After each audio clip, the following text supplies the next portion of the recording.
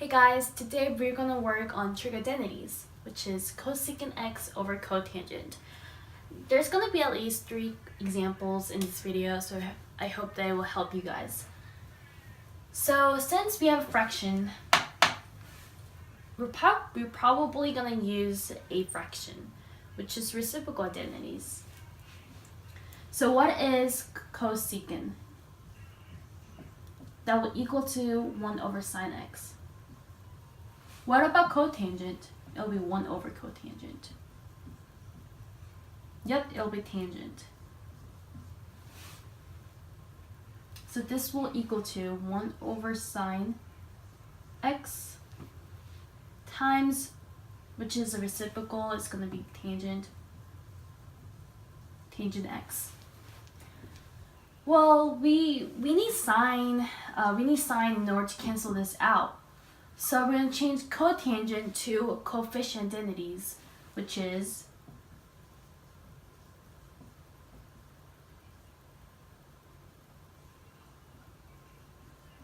sine over cosine x.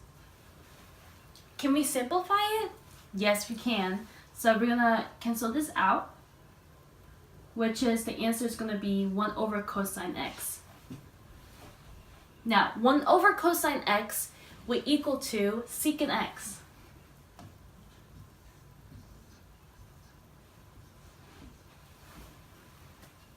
The second example will be verifying. So it says that sine square x over secant square x minus 1 is equals to cosine square x. Well, let's check it out. So you can solve whether the left side or the right side. But I'll tell you this. If you have subtractions, fractions, and plus, multiplication, then that fraction will have more things to work on. So I'll choose this, the right side, in order to find cosine square x. Now since this fraction right here, I'm going to choose this, and secant square x minus 1. What do you think that will equal to? It'll be tangent. Look, so if there is secant square x minus 1, and I said it will equal to tangent square x, let's find out. Let's change 1 to positive 1 since we're moving here, and that will equal to secant square x. That's the Pythagorean identities. Alright, so I'm going to erase this. So it's going to be sine square x over tangent square x. Let's change to multiplication. Sine square x reciprocal of tangent square x will be cotangent. Cotangent square x, and that will equal to what?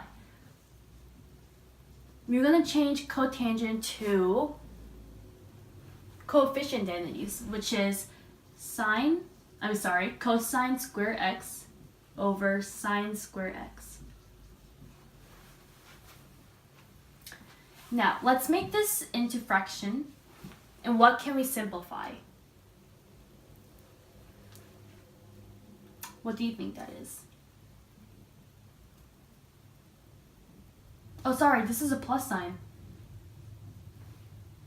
It should be multiplication.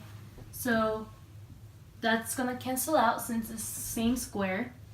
And the only left is cosine square x, which is this. So it does verify. So the answer is going to look like this.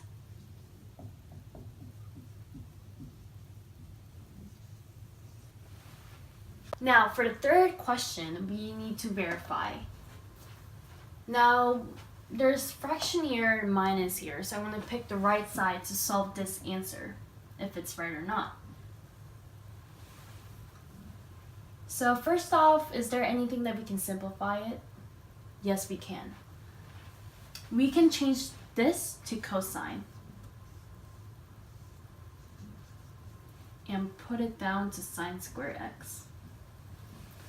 And what does it show? Sine squared x over cosine square x is going to equal to tangent square x. This the tangent square x will change to secant square x minus 1. Because if you think about it, think about the Pythagorean theorem. The original tangent will be 1 plus tangent square x will equal to secant square x. But if we're going to move this, which is a positive 1, we'll go here, which is negative 1. So the tangent square x will equal to secant square x minus 1, which is the answer.